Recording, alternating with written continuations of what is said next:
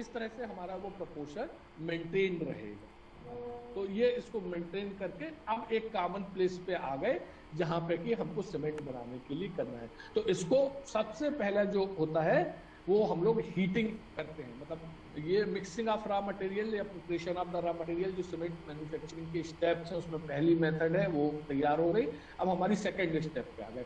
Second step में क्या करना है कि इसकी बर्निंग करना है, इसको गर्म करना है, बर्न करना है, जिससे कि एक सर्टेन टेम्परेचर तक हमको अचीव करना है, अटेन करना है। At that temperature all the raw materials get melted and mix to each other. ठीक है, सभी जो रॉ मटेरियल होता है वो मेल्ट करने लगता है और उसके बाद वो एक दूसरे से मिक्स करने लगता है। उस टेम्परेचर को अटेन करने के लिए हमको इसको 1400 से 1500 डिग्री तक हीट करना है। तो इसके लिए हम लोग क्लिन का यूज करते हैं। This is the clean, rotary clean है। इसमें जो अभी मिसिंग है, आप अगर देखेंगे तो इसमें एक तो सबसे पहले हमको यहाँ पे चाहिए सपोर्ट, है ना। ये ऐसे सपोर्ट है, हवा में तो टिकता रह सकता है, तो ये एक सपोर्ट और पता नहीं हमने इसको डाउनलोड किया है, तो ये इसमें मिसिंग था। अब करना क्या है कि ये क्लिन के बारे में हम आपको बता दें। ये स्टील का एक सिलेंडर होता है, लोहे का बना। स्टील का मतलब जनरली देखिए, स्टील जो हम वर्ड यूज करते हैं इट मींस आयरन। आयरन नहीं करते क्योंकि वो रफ एज है। स्टील मतलब लोहा जिसको हम कहते हैं, उसका ये बना होता है। इसकी जब डायामीटर की बात करते हैं तो ये लगभग 2.5 मीटर से 3 मीटर डायामीटर, मतलब 8 से 9 फीट। कितना बड़ा होगा आप इमेजिन कर सकते हैं। 2.5 से 3 मीटर मतलब जो सिलेंडर होगा वो कितना बड़ा होगा, यू कैन इमेजिन। और इसकी जो लेंथ होती है वो 90 मीटर से लेके 120 मीटर तक होती है। ये स्टील का बना होता है and it is made of steel. The length of the vessel is from 90 to 120 metre. The diameter is it varies from 2.5 to 3 metre. और the revolution RPMs of this cylinder is about 1 to 3 RPM. It means 1 से लेके किसी का 1 RPM होगा, 1 round 1 minute में लगाएगा, किसी का 3 राउंड पर मिनट लगाएगा। इसमें this cylinder, this vessel is inclined, little bit inclined, and the rate inclination percentage inclination rate is 1:25. 1:25 means 1 is in horizontal and 25 is no sorry 1 is the vertical and 25 meter is in horizontal. ये इसका एक ratio है। ठीक है, इसके अंदर because it goes under the heat treatment, so the lining material is provided inside of the cylinder and the lining material may be a brick, may be a refractories, जो भी हीट इंसुलेटर्स होते हैं और इतने about 14 to 50 degree centigrade पे जो melt नहीं करेंगे, जो रिएक्ट नहीं करेंगे, that is used as a lining. Lining मतलब एक परत लगा देते हैं जो कि इसको प्रोटेक्ट करता है। अगर सिंपल स्टील में होगा तो ये मेल्ट करके खुद ही पूरा डैमेज कर जाएगा, तो उसको प्रोटेक्ट। इसके ये सिलेंड्रिकल वेसल्स में we can divide it into the 2 part. First one is the dry zone and lower one is the burning zone. Lower is the burning zone, first one, upper one is the dry zone. In the dry zone the generally the carbon dioxide from the mixture is removed.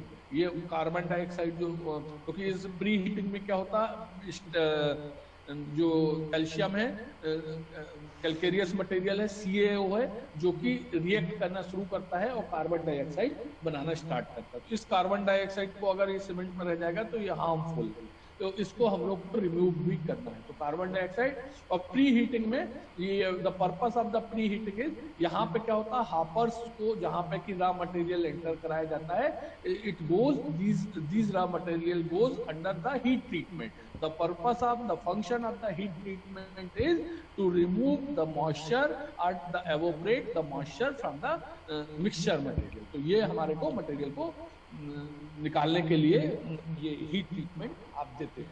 ठीक है, तो यहां से हमने entered कराया system में। हल्का सा लगभग 200-300 डिग्री के टेम्परेचर को मेंटेन करते हुए यहाँ से पास कराई, तो कुछ जो इनिशियल मॉइस्चर था वो निकल गया। देन यहाँ पे ये सेकेंड हापर है, यहाँ पे हम लोग क्लीन की जो एग्जॉस्ट गैसेज है इसको यहाँ से पास कराते हैं।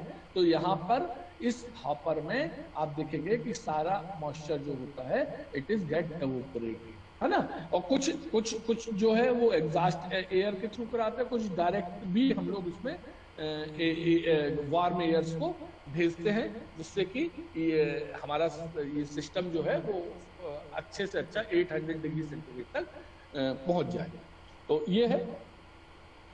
इसके बाद ये क्या होता है, एक तो रोटेट करता रहता है और देयर इज अ इंक्लिनेशन। तो ये अपने ग्रेविटी की वजह से ये जो रॉ मटेरियल है वो it slides towards the lower side, bottom side, है ना, अपने आप स्लाइड्स करता है धीरे धीरे।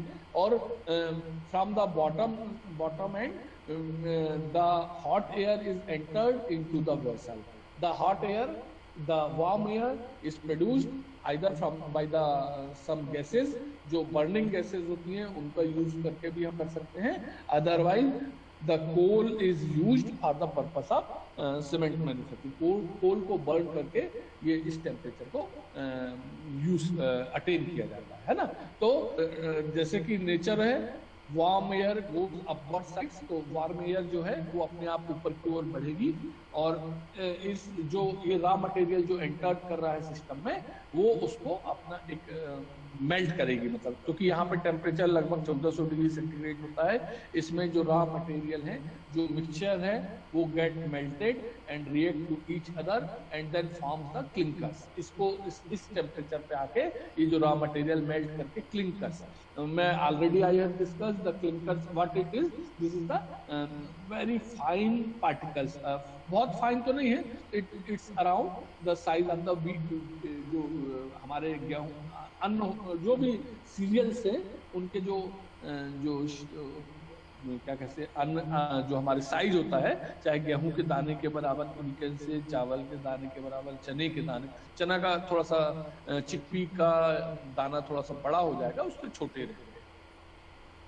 और फिर ये हॉट एयर ऊपर की ओर जाती जाती है और इस तरह से ये गर्म करती जाती है।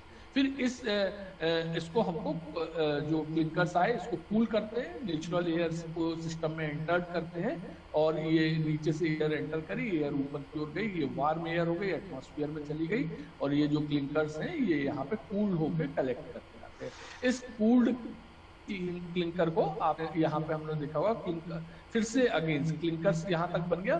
फिर इस क्लिंकर्स को फिर से हम लोगों को आपको ग्राइंडिंग करना है। तो जैसे कि पहले स्टोन को ग्राइंडिंग किया था उसी तरह के क्लिंकर्स को ग्राइंड करेंगे।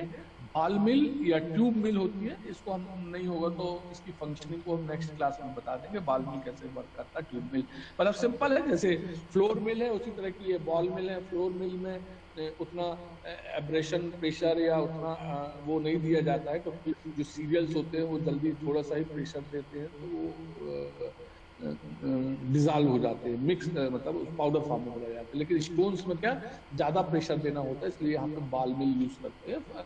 सारी जो चक्कियां हैं, सारी जो मिल्स हैं, उनका फंक्शन मोर और लेस एक ही तरह से होता है, केवल वो बीच में जो उसको ग्राइंडिंग करने का मैकेनिज्म है वो अलग अलग हो सकता है थोड़ा बहुत, अदरवाइज जो फंक्शन वही होता है। ठीक है, इस स्टेज पे हम लोग जिप्सम को ऐड कर सकते हैं। तो gypsum gets the impart the strength into the cement. इस सीमेंट में जो स्ट्रेंथ आती है वो जिप्सम की वजह से आती है। ठीक है, ये क्लिंकर्स बन गए। इस क्लिंकर्स को यहाँ पे हम लोग ने बताया था कि यहाँ पे फिर क्लिंकर्स को ये बॉल मिल में ग्राउंड कर दिया, फाइन पार्टिकल्स में बदल दिया और उसके बाद ये सीमेंट को साइलोज होते हैं, हॉपर्स होते हैं, स्टोरेज टैंक होते हैं, वहां पर इस सीमेंट को इकट्ठा करते हैं और फिर वो पैकिंग में चला जाता है। जैसे हर जगह होता है, आप लोगों ने कभी मिल्क का चिलर प्लांट देखा होगा तो उसमें भी बड़े बड़े साइलो बने होते हैं।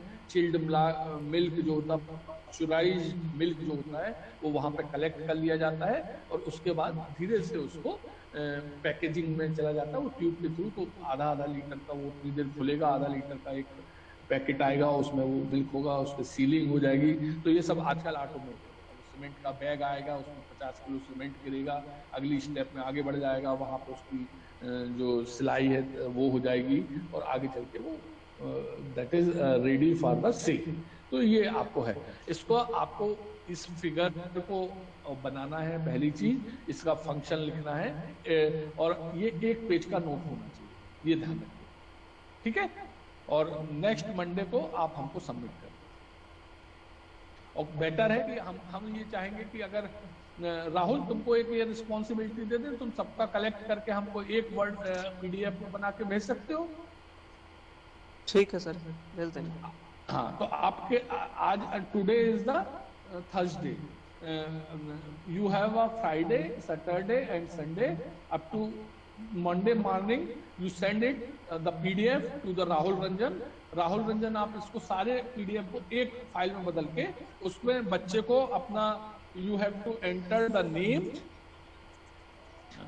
you have to enter the मतलब name of the student and the ID number या जो roll number है on the top of the वो, और इट शुड बी 1 पेज, ये एक पेज से ज्यादा नहीं होना चाहिए। तो फिर आप हमको इकट्ठा करके दीजिए, हो सकता है ये पॉसिबल है कि हम सब। ठीक है सर। सर ये 1 पेज में नोट एंड 1 पेज में सर चलेगा क्या? हाँ बोलो सर, 1 पेज में नोट और 1 पेज में इमेज, या फिर दोनों एक ही पेज में? नहीं, दोनों एक ही पेज में। एक A3 साइज का जो प्रिंटिंग वाला पेपर होता है उसी में एक इमेज बनेगा और उसके ऊपर बहुत केवल I am talking about the functioning of the rotary claim, not about the cement manufacturing. Rotary claim कैसे वर्क करता है उसके बारे में आपको ये लिखना है। और एक आप अभी लेंगे आपका अटेंडेंस। देखिए, मैं इसीलिए इसका मटेरियल आपको नहीं दिया कि आपको ये अपने मन से लिखना है, सबसे बड़ी बात है ना। हमने आपको एक्सप्लेन कर दिया है, अब आप इसको अपने मन से अपने हेल्प से लिखें, लेकिन एक दूसरे का कॉपी होगा तो वो वहीं पे समझ में आएगा कि किसका है। और दोनों अगर कॉपी किसी का भी हमको मिला, वो दोनों को तो कोई मार्क्स नहीं, ये ध्यान रखिए। डायग्राम तो जैसा हो सकता है सर। नहीं, डायग्राम की अरे उसमें भी वेरिएशन हो सकता है।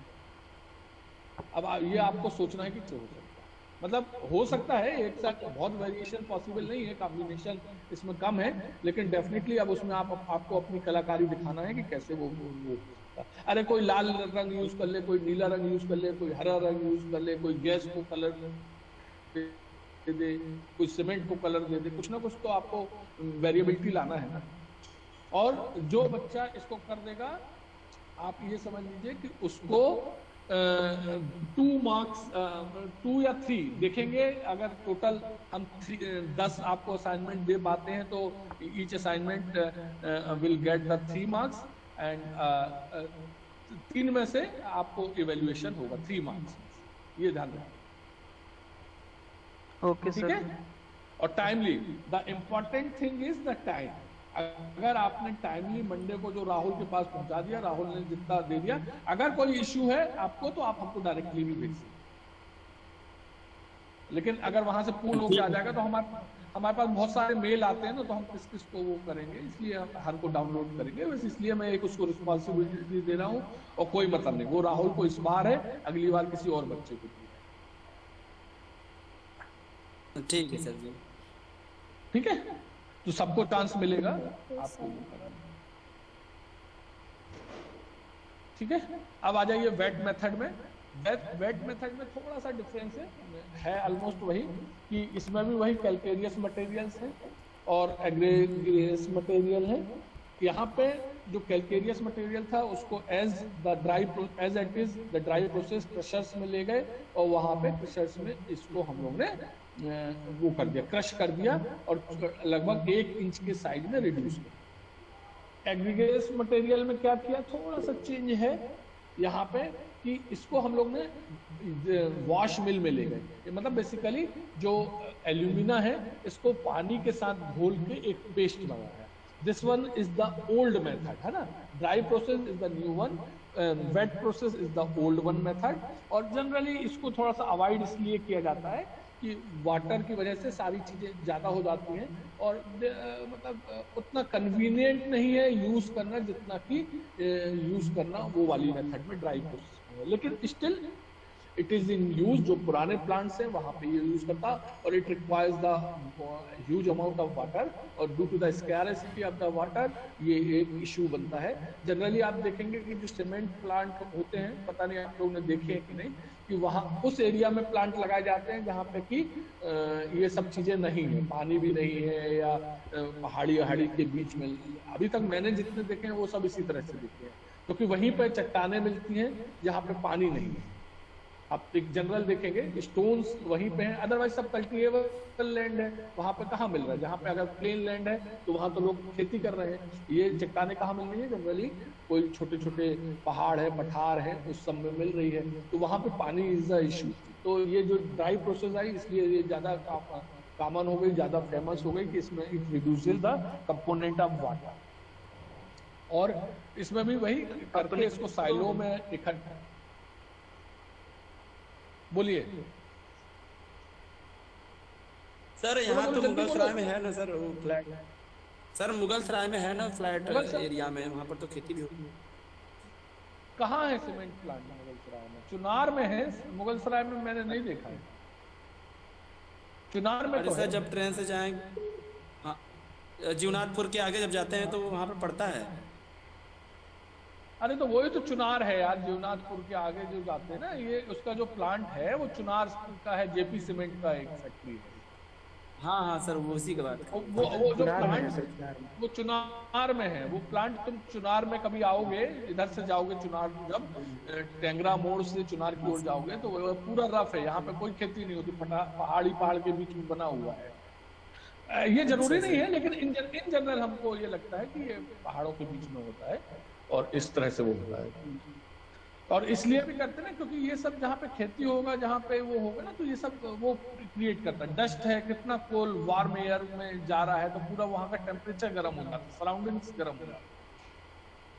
और पूरा ये इसी में आप अभी हम लोग पढ़ेंगे कि फ्लाई ऐश निकलता है लगातार। जो कोल बर्न करते हैं ना, तो कोल के साथ जब वो धुआं निकलता है तो उसमें फ्लाई ऐश निकलता है, और वो क्या होता है, धीरे धीरे एयर में सस्पेंड होके एरोसॉल बनाता है, जो कि पूरा सांस लेने में प्रॉब्लम क्रिएट करता है। या वहाँ की जमीन में धीरे धीरे जब बारिश होगी तो वो डिपॉजिट हो जाता है, तो वो क्या होती है, वहाँ की जमीन धीरे धीरे बंजर होती है। ये सब बहुत सारे इश्यूज होते हैं, तो दोनों चीजें एक साथ नहीं। ठीक है, चलिए टाइम कम बचा, इसको हम लोग थोड़ा सा देख लें क्योंकि अभी आपकी दूसरी क्लास होगी। तो है कुछ, इसको हमने लिक्विड टाइप का, पेस्ट टाइप का बना दिया, अलग अलग इसको स्टोर किया, फिर जैसे सेम था उसको एक प्रॉपर प्रोपोर्शनेट में इसको मिक्सिंग कर दिया, है ना। तो यहाँ पे क्या स्लरी टाइप का बनता, वहां तो क्या था कि दोनों को अलग अलग ड्राई मैटर था तो ड्राई मैटर के रूप में मिक्स किया। ये यहाँ पे स्लरी या पेस्ट टाइप का एक लिक्विड टाइप का बन जाता है ना। तो जो कि ये ऑलरेडी ये जो एग्रीगेट्स मटेरियल है इसमें वाटर है और ये तो सूखा है, लेकिन जब यहाँ पे ये दोनों मिलते हैं तो ये वो स्लरी बन जाता है। अब स्लरी को प्रॉपर उसमें करना है, फिर उसके बाद सेम चीज इस वहां पे हम लोगों ने ड्राई मटेरियल को हीट ट्रीटमेंट दिया था, यहाँ पे स्लरी का हीट ट्रीटमेंट देना है। तो थोड़ा सा इसमें चेंजेस होता है, जो क्लीन होता है उसमें एक जो चेंज करते हैं कि इसका जो स्लोप होता है वो कम करना है, क्योंकि स्लरी जो है वो अपने आप नीचे की ओर भागती है, तो इसको थोड़ा सा कम कर देते हैं।